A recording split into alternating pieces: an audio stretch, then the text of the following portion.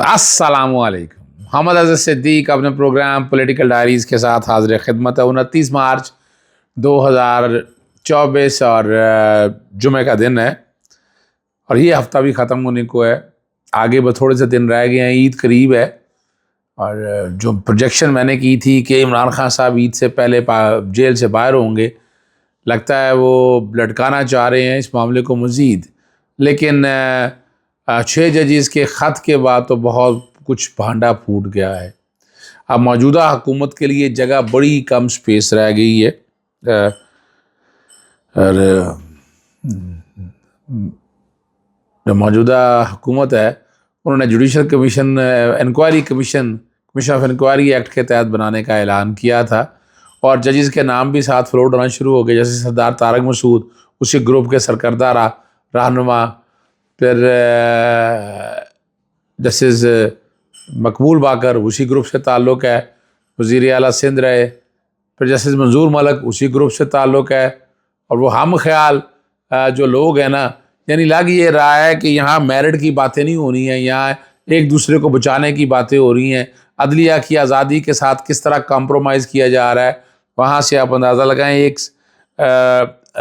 ایک صفحہ پہلے میں اس پہ بات کر لوں, اور پریس ریلیز جاری کر دی ہے 1 صفحے کی, اور ان میں جو باتیں خاص طور پر کر دی ہے جی, چیف جسٹس صاحب نے کہا جی عدلیہ کے معاملات میں انتظامیہ کے عدلیہ کے امور میں مداخلت برداشت نہیں کی جائے گی. ابھی تک 2 سالوں 1.5 سال سے تو کچھ ہو نہیں سکا. اب پتہ نہیں کون سا کیا کہیں گے, کس طرح مداخلت, یعنی اور کیا ہونا, اتنا کچھ ہونے کے باوجود بھی ابھی بھی کہہ رہے ہیں مداخلت برداشت نہیں ہوگی. چلیں یہ بھی ہے. وزیر اعظم سے ملاقات ہم نے بڑا واضح طور پر کہا تھا کہ نہیں, ملاقات نہیں کرنی چاہیے. اور اس حوالے سے لائرز موومنٹ بھی بہت جلد, وکیلوں کی موومنٹ بھی جلد شروع ہونے والی ہے.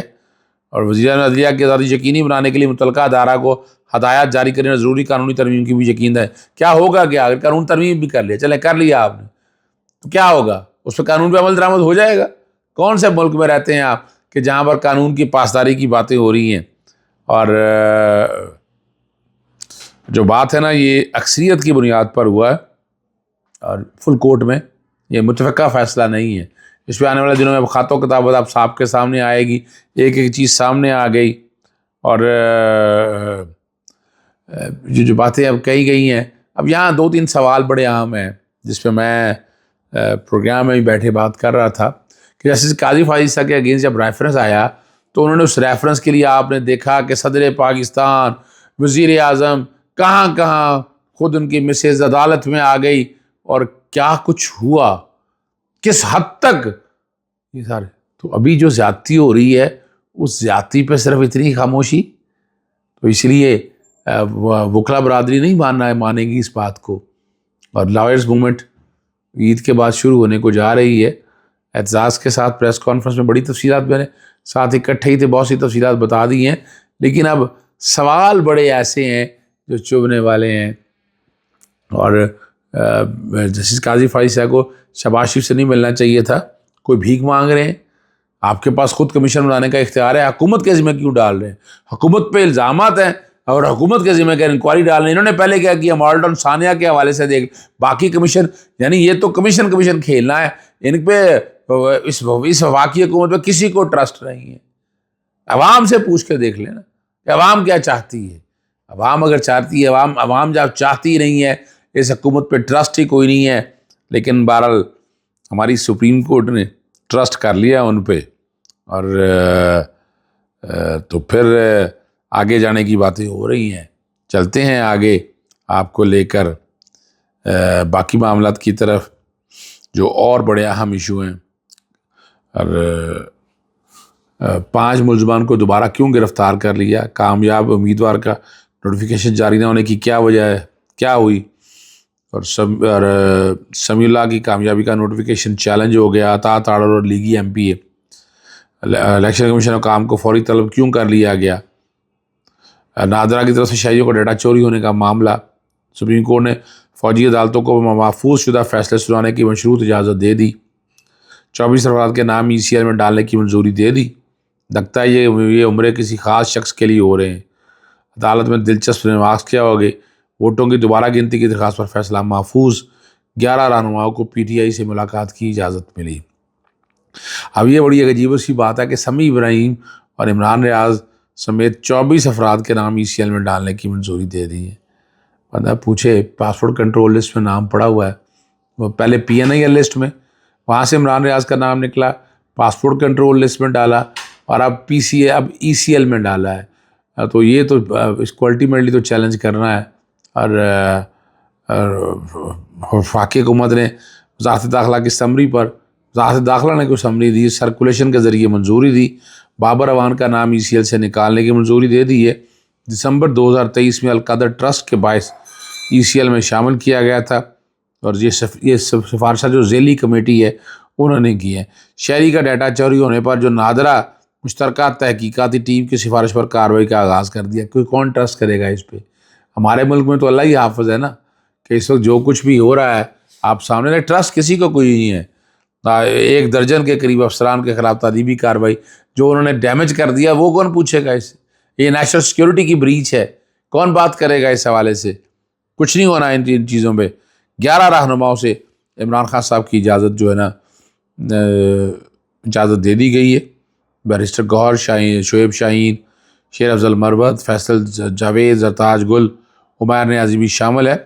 اور سیاسی ملاقاتوں پر 2 ہفتوں سے جاری پابندی ختم کر دی گئی ہے. سیکیورٹی خدشات کے نظر 12 مارچ کو ملاقاتوں پر پابندی لگائی گئی تھی. اب 9 مئی میں آپ کے مقدمہ میں سپریم کورٹ نے 5 ملزمان کو دوبارہ گرفتار کر لیا جو ضمانت حاصل کی تھی. 16 MPO کے تحت گرفتار کیا، اور ڈپٹی کمشنر راولپنڈی نے جاری کیے. 5 گرفتار ملزمان کے خلاف تھانہ نیو ٹاؤن میں 9 مئی کا مقدمہ درج ہے.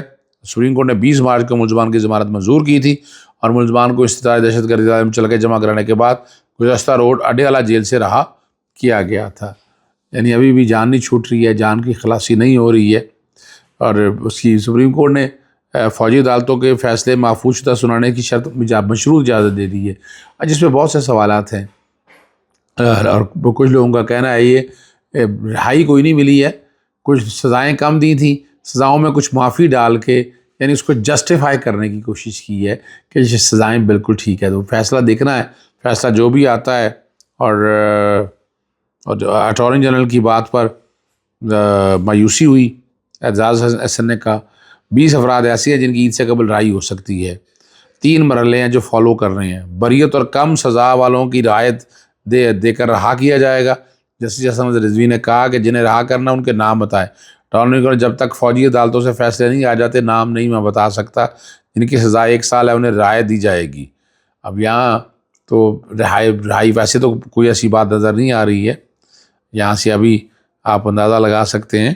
اور PTI پارلیمنٹ کی مخصوص نشستوں کے حصول کے لیے دائر درخواست پر الیکشن کمیشن کا کام کو فوری طلب کر لیا. اسلام آباد ہائی کورٹ میں پارلیمنٹری کی مخصوص نشستوں کے حصول کے لیے دائر درخواست پر سماعت ہوئی. ملک حبیب نور اور اورکزئی کی درخواست کمیشن کے فیصلے کے خلاف دائر درخواست پر سماعت ہوئی کہ الیکشن کمیشن نے 4 مارچ کو مخصوص نشستوں کا آرڈر جاری کیا. PTI پارلیمنٹ کہنا ہے کہ 2 خصوصی نشستیں بنتی ہیں، صرف 1 دی گئی. ہمارے 2 MPs ہیں، دونوں کے نوٹیفیکیشن بھی ساتھ لگائے ہیں. نوٹیفیکیشن کے مطابق 1 سیٹ دی گئی، جا کے 2 سیٹیں ہیں. عطا تھاڑر اور کی NA 127 اور PP 145 سے لیگی MPA سمیع اللہ کی کامیابی کا نوٹیفیکیشن چیلنج کر دیا گیا.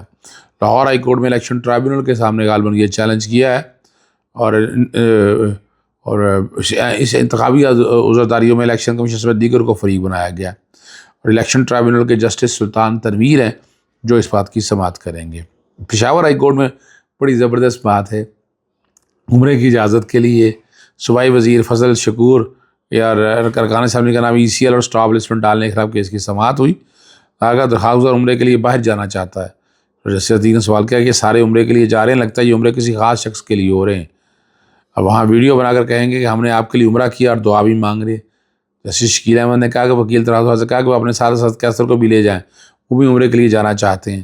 5 عدالت نے وفاقی حکومت FI اور متعلقہ فریقین سے 7 دنوں میں جواب طلب کر لیا ہے. اور سندھ ہائی کورٹ میں بھی بڑی زبردست سماعت تھی. ایک کامیاب امیدوار کا نوٹیفیکیشن جاری نہ کرنے سے متعلق درخواست. PS 129 پر کامیاب جاری نہ کرنے کا نوٹیفیکیشن پر ایڈوکیٹ جنرل اور ڈپٹی اٹارنی جنرل کو نوٹس جاری کر دیا. 9 اپریل تک جواب طلب کیا ہے. یہ آپ اندازہ لگا سکتے ہیں NA 62 پاول نگر میں فارم 47 48 اور 49 درخواست پر RO کی عدم پیشی پر چیف الیکشن میں برمی کا اظہار کرتے ہوئے RO کو رپورٹ کے لیے 3 نوٹس بھجوائے مگر جواب نہیں آیا. ٹھیک ہے نا جی. RO امریکہ میں ہے یا انگلینڈ، کل تک ہر حالت میں رپورٹ دی جائے. RO کو امریکہ سے بلانا ہے، بہت اچھی طرح جانتے ہیں. اس طرح اور بہت سی درخواستیں تھیں، اس پہ الیکشن کمیشن نے فیصلہ محفوظ کر لیا. لیکن یاد رکھیے گا چیزیں آگے جا رہی ہیں. بڑا مشکل ہے، یہ لیجیٹیمیٹ گورنمنٹ نہیں ہے. مجھ سے عابد شیر علی کمران شیخ صاحب پروگرام میں بیٹھے ہوئے تو بڑی باتیں کرنے کی کوشش کی. میں نے کہا ہے قسم کھائیں، کلمہ پڑھیں، آپ بدتمیزی کی حد تک تو بات کرتے ہیں لیکن سچ بتائیں قوم کو. یعنی ایک دھونس سے، دھاندلی سے، فراڈ سے، فریب سے ایک گورنمنٹ آگے قبضہ کر کے بیٹھ جائے اور کہنا جی ٹھیک ہے چلنے دیں. بھئی یہ لوگوں نے کاری کچھ نہیں سکتے. 85 سے یہ سارے پروجیکٹ کے یہ ناکام ترین ہو چکے ہوئے ہیں. چاہتا ہوں. السلام علیکم، اللہ حافظ، پاکستان زندہ باد.